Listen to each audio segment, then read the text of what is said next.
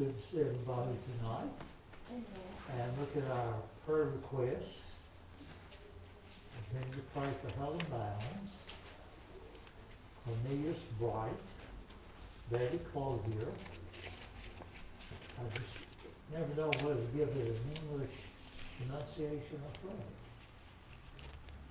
Pat and Barbara Cummins, Kim Dennison, Gerald Detta, Dozer, Don Georgian, Kathy Gordon, Ron and Linda Hubbard, Hubert Jennings, George Light, Francine and Maurice McGee, Mary Mosley.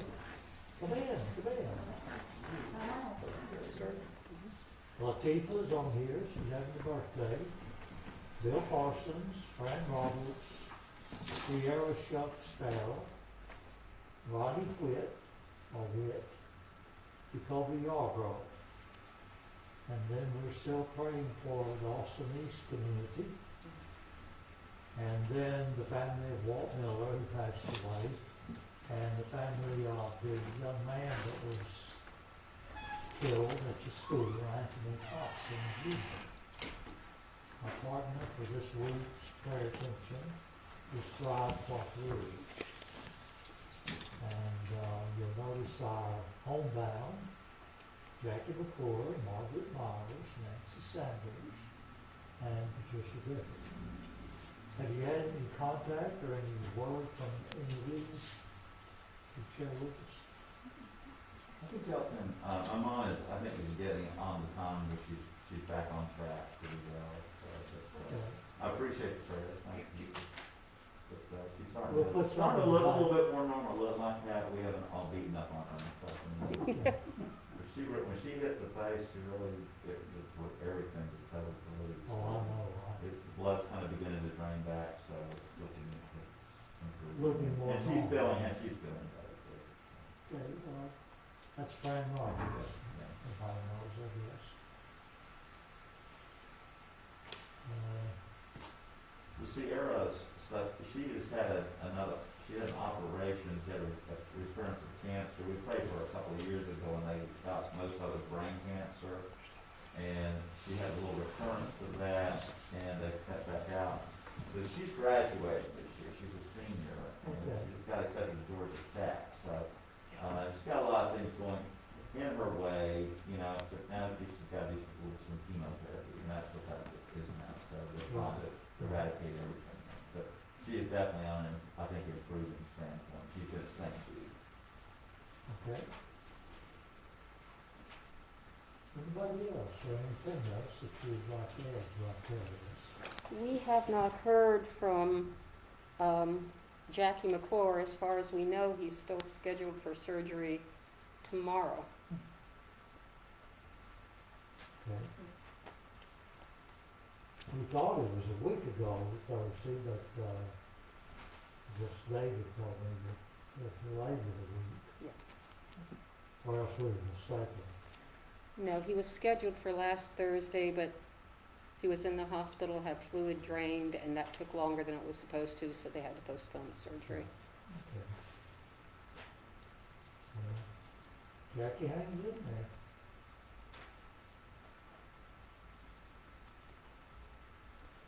All right, let's go to the Lord for prayer.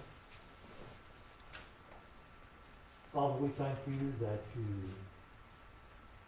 open your ears to hear our needs and our requests when we make them through Jesus. So we ask for all of these that we have rehearsed tonight, that you may minister to them, you may have your will done in their lives about healing, that you may hold them close, and they may feel the touch of the Holy Spirit. We thank you for the privilege of being here tonight, sharing in this service.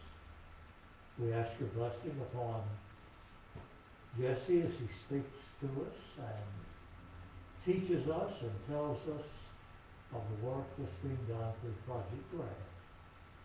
We ask that you would guide him through this time. We ask a blessing upon our services this Sunday as we observe the Lord's Supper, we do so mindful of the great sacrifice you made that we might be saved. Watch over us and keep us now. Bless this service tonight. In Jesus' name we pray. Amen. Before I turn it over to David to introduce our speaker tonight, they said you're a preacher. Sir. You want to have a preach off tonight? Go. They always fuss at me. Seeing how I'm surrounded by a host of witnesses, Well, okay. I'm in good company. Before he comes, I think we might want to announce, and maybe everybody knows about this one, but Alice Bell is having their clothes closet distribution this coming Saturday. It happens to be on our work day, but they sent their bulletin over here via Jim Adcock to invite us to share in that ministry. If you want to see the particulars, pick you up the flyers you need tonight. Any other announcements we need to make? What elements are we doing on Saturday? I may want to go over there Saturday. Seriously, what are we planning to do on Saturday? What do we need to bring? I don't know that we need to bring anything. There are a lot of hammers here already. We need to get that floor put back down.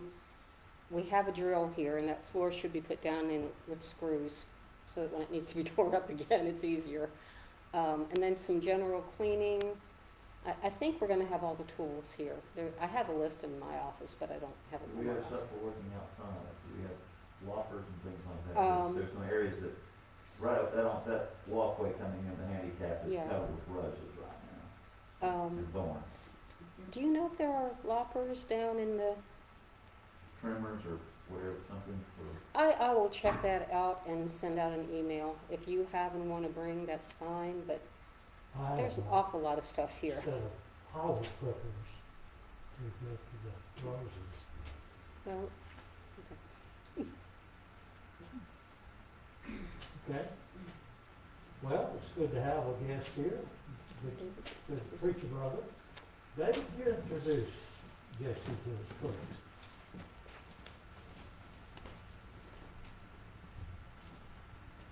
We've known each other for a number of years, but I learned something new tonight.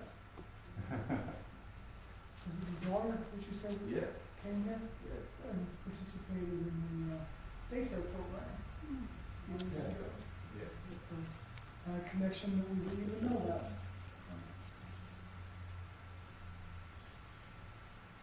This is one of the men that I most highly respect. I've known him for, I guess, what, 13 years now? Has it been? Yes, sir. Since I started Austin East, and he has a tremendous ministry to our kids there. If they want food, they come and knock on the door there in his office, and have all kinds of snacks and foods and so forth together. They minister to the kids in the community, their families. A couple of years ago, they had the bags that we got for Food City. Yeah. This is a gentleman who took care of them and got them to the people in the community. So I'm not going to try to tell you what he's going to tell you. Just I highly respect him as a brother in Christ and as a minister, and for the tremendous job that he does working with our students and their families at Austin East. Brother, come up and share with us. I didn't know I was gonna have a pool. Thank you for inviting. Speaking about a man that's highly respected in his office, highly respected in our school as well. And, we've known each other for quite a bit of time there. My name is Jesse Jones. And yes, I am a pastor. Many people get this little detail, but I live here in Knoxville. I work at Austin East High School. Both of our children graduated from Fulton High School. My daughter came here to daycare when she was little. She's 28 now, so nobody can keep up with that. Matter of fact, we have our granddaughter for the first time. She's 1 year old, but she's home with grandmother right now for my daughter's little girl. But I pastor in Newport. I pastor in Newport, Tennessee. So at least 2-3 times a week, after I'm having fun with the children and the families at Austin East High School, I'm heading to Newport to do ministry there as well. Been at Austin East for 18 years now. 18 years. I've seen a lot. I could write a book. So God has been good. I prayed my way into that school, and I think I realized that the prayer stuck. And that we've been there. And again, I love this gentleman, this man right here. We worked together and collaborated together in so many ways to minister to our children. And it's just that, it's a ministry. So, thank you for inviting us. Thank you, and I say us because I'm representing more than just me. We are a broken bunch of folks right now. We're shattered. We're just a mess. We really are. Every day the kids are upset, protesting, mad. They're being influenced by social media and lies and people who just don't have their minds on right. That's all I'm going to say about that. But we're trying to work with them through their anguish, through their torment, through their trials. We're trying to work with them and to pour into them. Everybody has a right. Everybody has a voice. Everybody deserves justice. It's just a right way to ask for it. There's a wrong way to ask, and there's a right way to ask for it. And right now, I said it today, and sheep need shepherds. Sheep need shepherds. Otherwise, the wolves will lead them astray. And that's my take on it. That's the preacher side of it. And I believe through the great people that we have in our school, administration, teachers, tech people, that we are the shepherds to guide our children through the wilderness right now. We are. Project GRAD. Project GRAD is a scholarship incentive program that is featured in Austin East and Fulton High Schools. We were brought into the city because back in the year 1999-2000, both Fulton and Austin East had a 50% dropout rate. They were losing half of the class. By the time, if Fulton and Austin East had 400 kids when they were freshmen, they were graduating 200 kids by the time they got through. And the city knew that they needed something to do to combat that. So they looked around all over the country, looked at different programs, and they found this program in Houston, Texas called Project GRAD. And I understand he was a rich oil businessman, but he just had one thing that he was, one commitment that he was asking from the high schools. If they graduated on time with a C average, he would give them $4,000 to go to college. So we brought the program to Knoxville, Tennessee, and built more layers to it. Because we realized if you wait until high school to try to intervene in these young people's lives, quite often you're getting behind the train instead of in front of it. So we are not only in Austin East and Fulton High Schools, but we're in the middle and elementary schools that feed those two schools. So we're talking about Vine Magnet School, Willow Springs Middle School. We're talking about Beaumont Magnet Elementary School, and Bell Morris, and Christenberry, and Dogwood, and Green, and Lonsdale, and Maynard, and Saremore Green, and South Knoxville, and Spring Hill. We have Project GRAD people in all these schools so that by the time they get to high school, no parent or child should ask, what's Project GRAD? Why are we here? So we have two layers to that support that we give. Obviously, on the high school end, we're about academics. We're there to help them with their grades, with tutoring, help them to apply for colleges, help them with their class, and just navigate high school as a whole. Not only do we help them in high school, but when they graduate, we are there with them all through college. Because many of our students are first generation college students. They're still not getting a conversation around the table about what to do in college.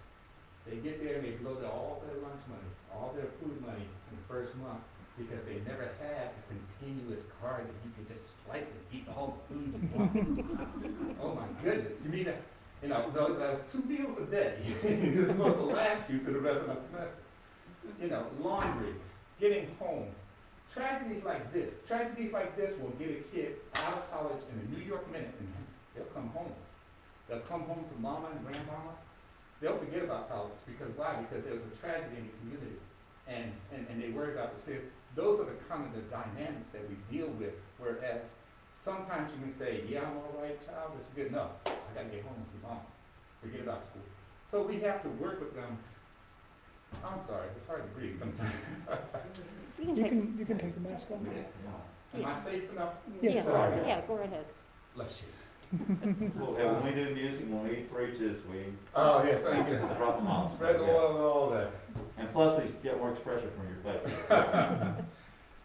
But, you know, it's all these dynamics. So what I love about GRAD is that it's more than just the academics.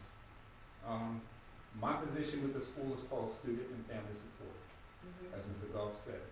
And somebody said, well, what does that mean? I said, I'm social. How's that? Okay. So I work with the kids in school and outside of school. I got a call 10 o'clock last night. I got a call from 10 o'clock last night. Because she was having problems with her daughter wanting to run off with her boyfriend. I make home visits and duty visits. We try to eliminate the barriers that's preventing our children from getting to school so that they can be productive in class. That's what I look at. I'm Student and Family Support, which means community involvement. It means opening the doors of the community to come into the schools. It means inviting the faith-based community to come into the schools. I have a monthly meeting, and I would love to, when we start again, because it has finished now, but when we start again, I would love to include you in that meeting, in the Zoom meeting. It's called the Austin East Community Luncheon. And there we express, I'm sorry, I'm popcorning all over the place. The reason we started that community luncheon years ago with a previous principal was because the only time we would get press coverage of what's happening at Austin East High School is when a fight would break out, when there was a rumor of something going wrong, and then WBIR would be there standing in the front door of our school with their cameras ready for the kids to come out. Meanwhile, the week before that, I'm telling them about the performances that we're doing, the awards that we're receiving, the scholarships we were getting out. You know, we're telling them all about the positive things that's happening in the school, but I can't give any news coverage for that. So I told Mr. Perry, I said, look, we gotta stop letting the news media tell our story. We need to tell our story. And we need to let the community know what great things are happening in Austin East, and even our challenges that we're going through. So we started a community lunch in which, before COVID, we would actually meet at various different churches. They would open up a fellowship hall, and somebody would cook up some meatloaf and some mashed potatoes and some green beans and some peach powder. Okay, anyway, we would have a nice little meal there, and we would just share what was happening, good, bad, and the ugly, and it was a way of getting everybody to understand that we're just not a one-dimensional school with challenges and children with challenges, more in the community than in the school. Christmas time, Thanksgiving time, we do Thanksgiving baskets for our families. Every week I have backpacks of food that I hand out to students because quite often our kids, you know, the only meal they get, the best meal they get, they hate it, but it's at school. So we started doing backpack food for the kids. It's not a unique idea. It's probably a little more unique on the high school end. I think the middle and elementary schools have been doing it longer than I have, but just to give the kids some snacks over the weekend. Sometimes I find out they ask for 2 backpacks because they want to give one to their little brother or sister. I have a clothing closet in which, you know, we utilize that to help them out with some clothing. It's usually for emergency situations. Emergency situation could be a child came in out of dress code, which happens all the time, or the child's coming in wearing the same T-shirt for the past 5 days, and I have to find out, you know, what's going on, and so we go to Walmart, we go down to the PTA Clothing Center, we do whatever we need to do to help the children get their clothes, or, and try to help them out. If they have an accident at the school and they need a pair of pants or a shirt, Project GRAD has it. The food pantry, now traditionally speaking, the food pantry, I would have on an average, you know, several families that would call me once a month and say we need additional food. And I would have that there. This year, because of COVID, I haven't had that call so much because we have more churches now and more people in the community that's doing, you know, food giveaways and that sort of thing. Because somebody was asking me about my pantry, I said, you know what, the call hasn't been that strong this year, but the need is still going to be there. It's still going to be there. There's a lot of things that COVID has changed this year as far as the needs are concerned because the community is really called out. When COVID first hit and we were locked out of the schools, Project GRAD and my comrades, we were in the school every week getting food and delivering food bags, food boxes, boxes of food delivered, driving all around this community, delivering food boxes to the list of students that's on my backpack food list, because I know those families need it. You know? And then sooner or later, somebody else would hear about it, and somebody else would hear about it. So we were busy most of the summer delivering food to families. And then, as the pandemic continued to stretch on and on, more and more churches and facilities started having food giveaways. And my job has, in that area, has not been as demanding, but I know that's for a season. You know, I still say, yeah, that's for now, but, you know, I gotta keep in mind that things change. These opportunities may not be there again next year or next school season. So we want to keep those things going. In order for them to get their $4,000 scholarship, which Project GRAD awards, the student must graduate on time with a 2.5 GPA and go to our 2 summer institutes.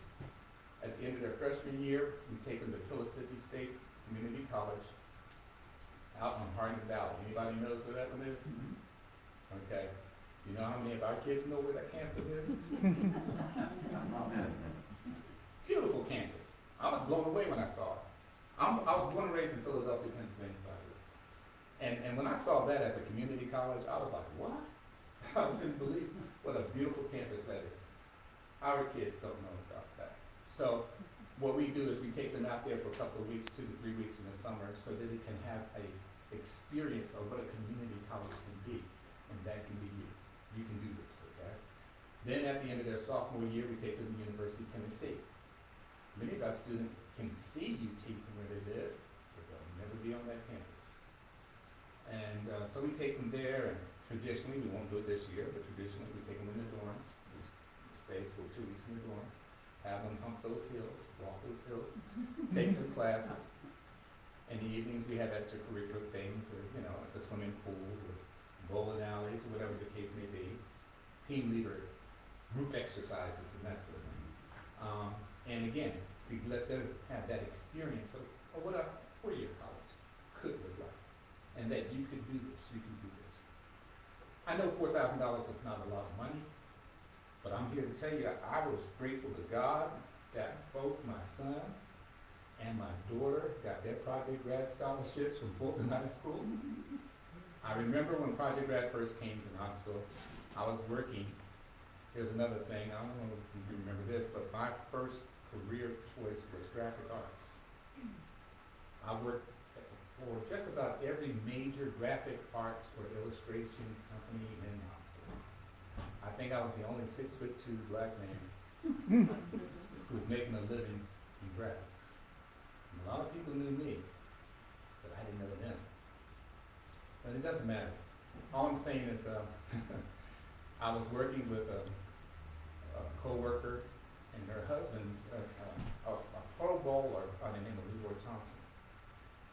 Leroy worked very hard on developing the 5 Points area in that new shopping center that's there now. That didn't quite work the way he planned it to, but he hoped it would. But I was flying in and out of Boston on the job every weekend almost, and pastoring the church at the same time. And I kept saying, I got to stop doing this. I can't be doing this. My coworker said, Jesse, have you heard about Project GRAD? And I said, yeah, I just signed my son with Project GRAD. They said $4,000 for the C average. That was a no-brainer. He's getting that. But she said, well, they're looking for counselors at both Vine and Austin East.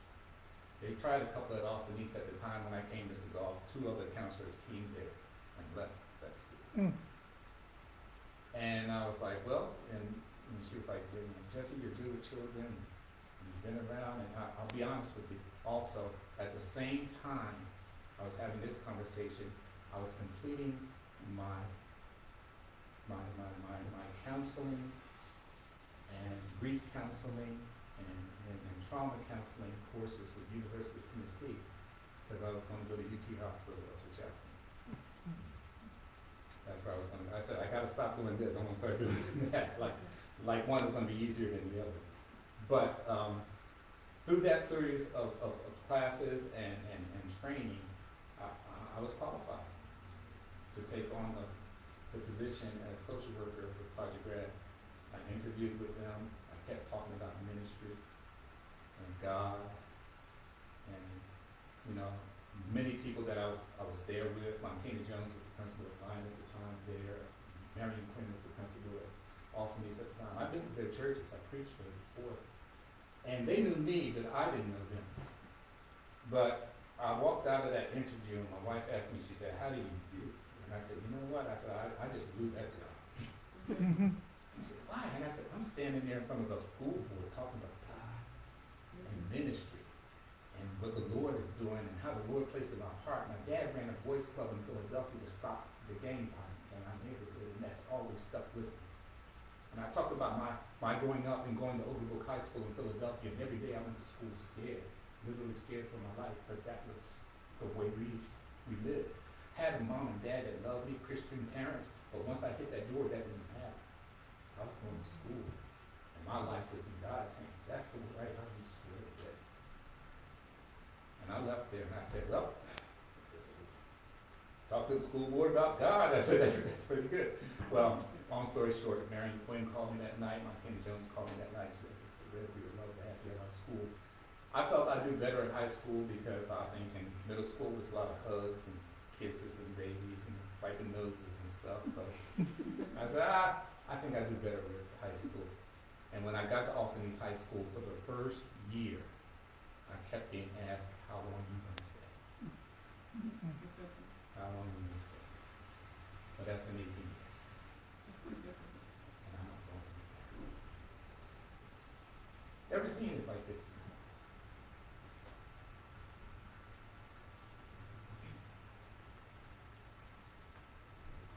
We've gone through a lot of stuff. It's nothing like this.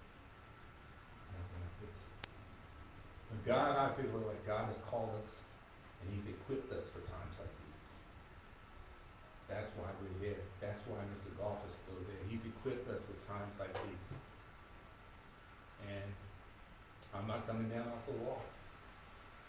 So we're going to stay here and we're going to fight for our kids, fight for their future, fight for their destiny. I'm sorry, I'm a sensitive kind of guy. And we're going to get through this too. We're going to get through this too. So you probably, I don't know if you had a handout, I'm going to pull myself back together again. This is our team on the back here of all of us at Austin East High School. Ms. Tarika Holloway Smith is our team leader. Ms. Cynthia is the coach over the senior class. And Antonio Mays is also the head football coach, and he's over the 11th grade class as far as academic coach. Thank you. Miss Linda Clark is over, she's the academic coach over the freshman class, and I am over the sophomore class as well as student and family services throughout the whole school. And Mr. Marcus Walker, he is our K through 8 coach. He goes through all the middle and elementary schools and talks to the children about college and higher. Look, we know college is not for everybody, but higher learning is. So our scholarship is good for technical school, as long as it's an accredited technical school, a school that you can get your technical trade in. You know, amen. We're all about that. Our scholarship is good anywhere in the United States. It's just not the state of Tennessee. And again, we will track you. We will stay with you. Since the year 2000, when Project GRAD came in, we can tell you every student who graduated from these two high schools, what colleges they went to, and where their careers are right today. And Knox County schools rely on us because they don't keep up with that kind of information. They don't. Since 2000, when Project GRAD began, we helped, I'm not saying we're the total answer, but I can say we helped. We helped improve the graduation rate from a 50% dropout rate to a 80 to 85% graduation rate, respectively, in both of these schools. Because we're ministering not just to their intellect, but we're in their homes and with their families, and we're building relationships with the grandmoms and single moms who are trying to raise their children. I have a young men's mentoring group. It was called Brother to Brother, but I think we changed the name to Coaching Boys to Men now because of a curriculum that I started last year. And we're going to have a workshop next week, and we have a UT player that's coming in, a UT great that came in, and Pro Bowler, Leroy Thompson. They'll come in and talk to these young men. We're going to have a real talk about decisions you make and the consequences that you make because of that decisions you make. And we're going to just have real talk with those guys. We have a young ladies group likewise, and they're going to come in, and I've got wonderful speakers that's coming in to talk to our young ladies, give them a safe place for the young women to talk about relationships and what's an abusive relationship, what's an unhealthy relationship, and the consequences that can happen. Now, this is not just because of the shooting. We do this. We've been doing this, and we'll keep on doing this, pouring into our young people the tools they need to try to make better decisions in their lives. And we're just going to keep trying to do the best we can so they can succeed. I'm going to stop now, I think, and allow you to ask me questions that you may about Project GRAD and what we're trying to do.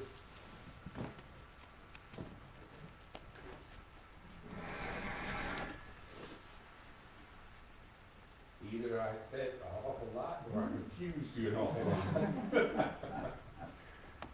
I was just wondering about the $4,000 scholarship.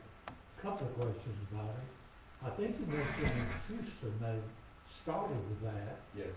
and they've not raised it. I have no idea. I'll be point blank. I have no idea. And the second question is, is there an endowment? Has somebody invested money that produces Good question. year by year the funds? Good question, yeah.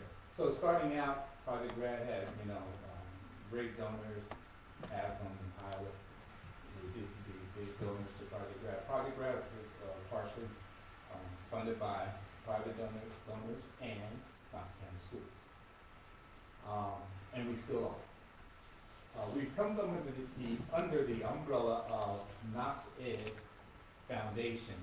They are, for lack of better words, I guess, the financiers and fundraisers now of Project GRAD.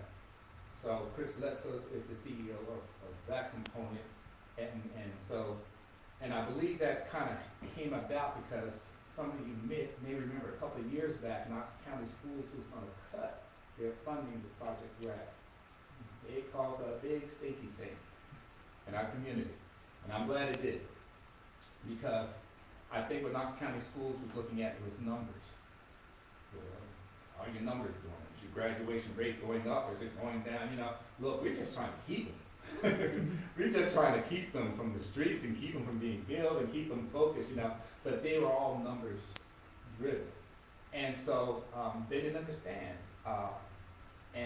So we fought that fight, and we come to an agreement with Knox County Schools for another 5 years. I think we're in year 3 already of that 5-year agreement. So in another couple of years, Knox County Schools can be looking at Project GRAD again, saying, what do you do? How are your numbers? I pray that nobody counts our numbers this year. Really? How are your test scores this year? Really?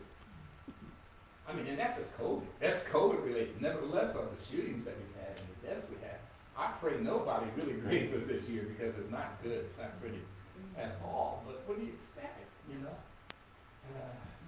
I think I'm in a safe place, obviously. I'm just speaking from my heart. But when you're working with impoverished communities and inner city kids, it's not all about the numbers. And you know that. You know that. It's not all about the numbers. But nevertheless, we're under Knox Ed now, because Mr. Goff was asking me about if you want donations, and I said, oh, it has to be written out for Knox Ed now, not Project GRAD. But as long as you earmark that or put it in the memo line to Austinese Family Support, they have to put that in my bucket. Otherwise, it goes in a big pool. It just says, oh, Knox Ed is no donation. So I'm telling everybody, please, if you give it to Austinese, make it out to Knox Ed, but put it in the memo line to Austinese High School Family Support, and I can use it for my clothing, for my food, for whatever the emergencies may be, glasses, medical. I can't think of a thing that I don't touch on, really. I try. I mean, I'm not the answer to everything, please. I tell everybody I'm not the answer to everything. I got a phone call today from a parent who needs help with a ramp in her home. The grandfather is in a wheelchair. He can't get in and out of the home without a ramp. Okay, we're going to work on it. It's a phone call. See if I can get somebody to help out to build a ramp. It's stuff like that. People don't. They don't know anything else. They know if they come to Project GRAD that we are going to try to remove that obstacle to make your life a little bit better, a little easier for you and your family. And I'm proud. I'm proud of being part of GRAD. I'm proud of Austinese. I'm proud of the work that we do there. And I don't mean to keep rambling on and on. So I didn't even ask how much time.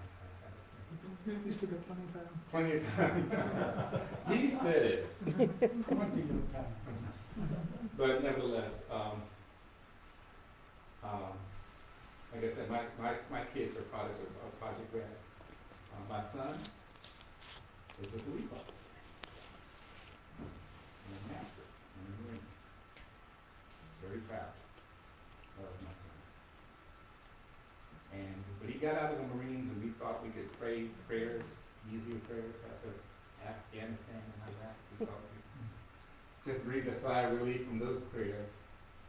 He graduated in computer tech, started working for a computer company, and after about 2 years of that, he came and said, Dad, God called me to do this. I said, what is it, son? What do you want to do? He said, I want to serve and protect my community. I want to be able to walk in my community and look at young black boys and be able to show them I can treat them with respect, you know, and they don't have to fear, and somebody understands them. I said, son, this is not really a good time to do that. Black, white, or otherwise. I said, you know how your community's going to look at you and criticize you, and, you know, all cops are killers and all that stuff. And he said, Dad, God put it in my heart, and it just rung in my heart and my spirit at that time. I said, you know what? God called David. God called David, and he can call you. He didn't call me to do that, that's for sure. He didn't call me to be a Marine. So he was trying to get on the police force here in Knoxville, but they weren't hiring. He had a friend in Nashville that said, hey, Russell, come on down here. They snatched him up. So he's been serving, and I've been praying for him there. I Our daughter lives in Nashville likewise, and she's a social worker. Go figure. And I see, I have a chance now to see kind of how the parents may influence their children in such a way. Both of them are in service. They want to serve.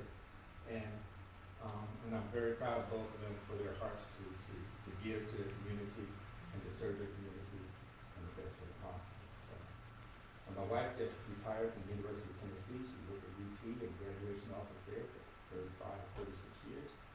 And so she retired last year. And I'm still hanging in there. Thank you very much. Yes, ma'am. Talk a little bit more about the community luncheons. You mentioned trying to involve us. What is the prospects for when you, because you said you're done now, I guess, for the school year? Yes, ma'am. Yes, really, opportunities are wide open there. I'll be starting beginning probably when we get back in August, planning for the new school year. We plan it for the last Tuesday of every month. The last Tuesday of every month. And churches and pastors or leaders, they just say, hey, come on over to Fifth Avenue in September. We would love to host it. And it's usually about 50 folks that we may have or less. And I tell everybody, hey, let's meet at Fifth Avenue, you know? And that's really it. That really is the most complicated thing. We're grateful for the fellowship. And I'm telling you, when we're able to meet back in the churches again next year, it's going to be great. Because it's all been on Zoom right now. But So you are planning to be back in person in the fall? yes, ma'am. Great. Yes, ma'am. It's hard to eat over Zoom, you know? Yeah, well, you know, you just click off your camera and snack all you want. And then click it back on again. But yes, we hope to be able to do that and come together in that way. Any other questions? I appreciate what you're doing, because I work with East Tennessee PBS, which is down in Monroe. Yes, sir. And we have, we've kind of gotten on their committee for Fulton, through Project GRAD, through other things. We had some of the students who came there to do some, I guess, some field experience kind of things. Okay. And I'm not sure if we had maybe a couple of AE students also that working with William Ison, who just really. Yeah, oh yeah, He's definitely. great. Yeah, I mean, I was very much so- a part of that. His office is right next door to me, so but I'm always impressed with what he does. But we have pushed that also to try to work, and this past year has been difficult for us to be a part of doing anything, but we posted at PBS, I think one of their luncheons, and it was great. And, you know, but we've had, I'm on the kind of go to the meetings as much as I can, just to keep us posted on what's going on. But what you got going there is, it is, community is key, and it's got to be in a dialogue type situation, not where someone's just speaking out, and here we are, this is our need, where that is I think that really works a lot better than just, here's a list, can you do something, you know? Yeah. Get them involved with them, you get to know them, and they get to know you. That's what it's all about. Our kids want Relationship. to get to know you first, you know, and then they'll trust you, you know.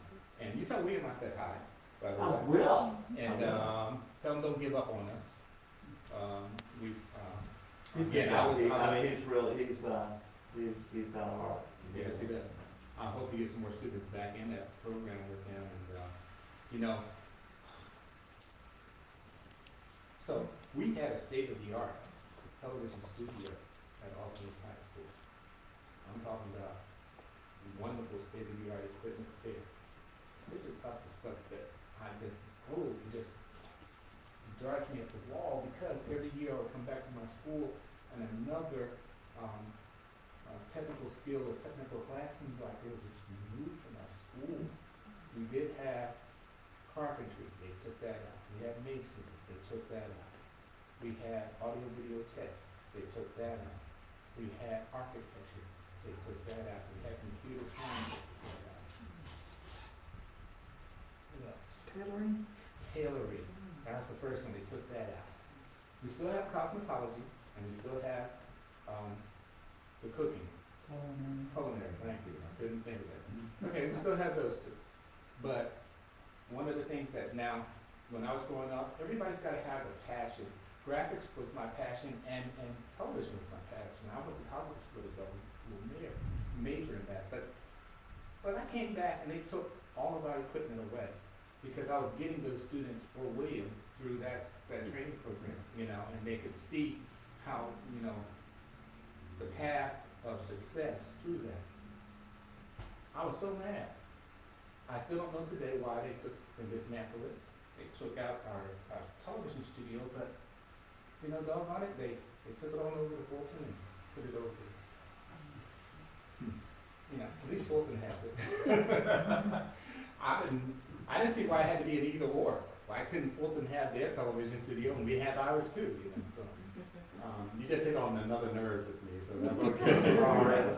But you tell William, you know, I hope that recruit some more students to get back in there again, because it's a great.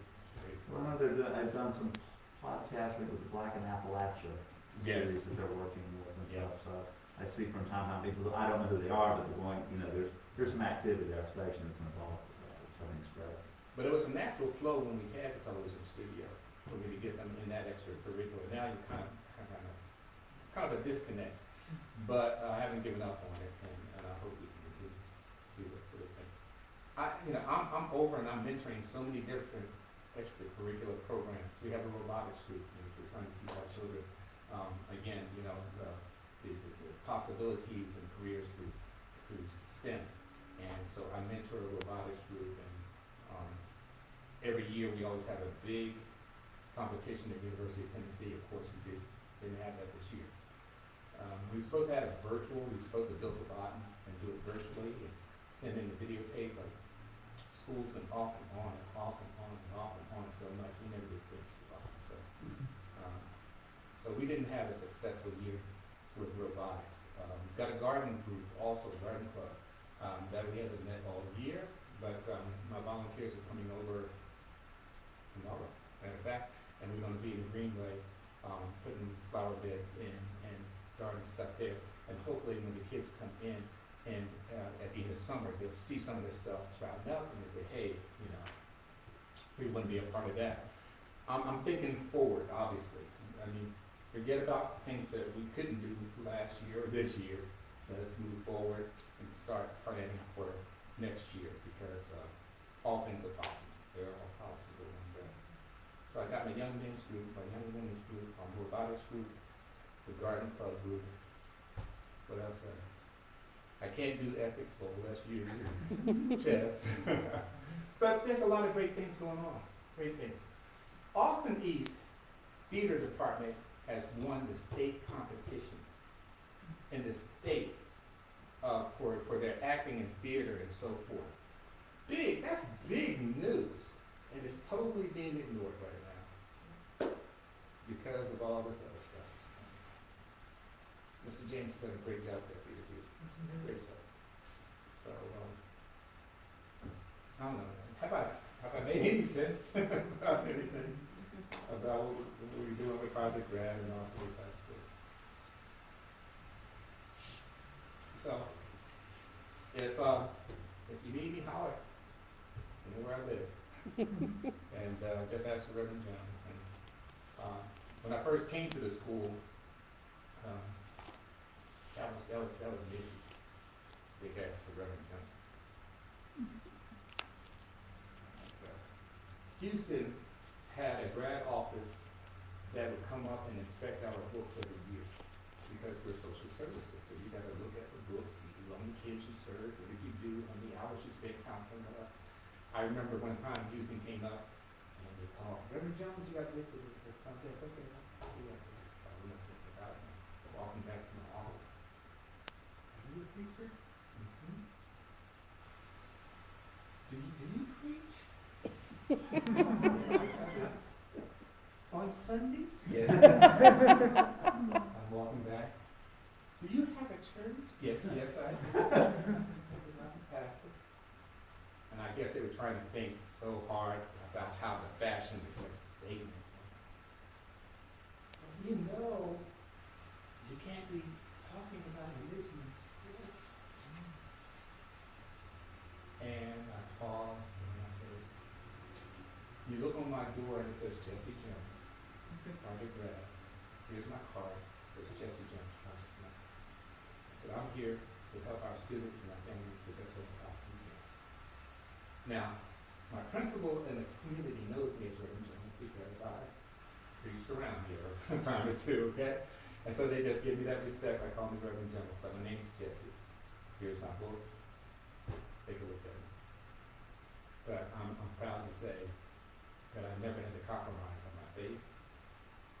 And I'd much rather be walking as a man of God in that school than preaching and yelling and thumping or anything of that nature. I feel as though the most important thing that I can show my young men and young women is how a godly man conducts himself.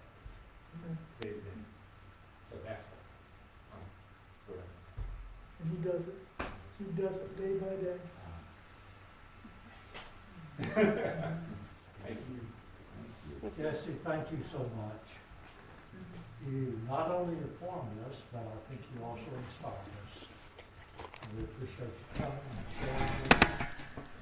And we will certainly add you to our concerns and prayers and the work that you do there. I appreciate it. Thank you all. I got some pens and pencils also. I'll put them on the table here. If you like to grab some of these things, I'm sure trying to get rid of them. And I thank you all for your time, for letting me share with you today.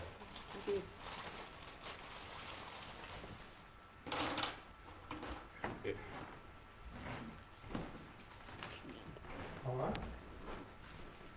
I think we're ready to be dismissed if we can now together on the benediction. Father, for Jesse's explanation and inspiration, we thank you. Thank you for sending him our way. Thank you for the work that he does in our community. Thank you for the young lives that he touches day in and day out. Help us be partners with those who mean to be a positive influence upon our young people. Bless now our church that we may be a witness for Christ. In his name we pray. Amen.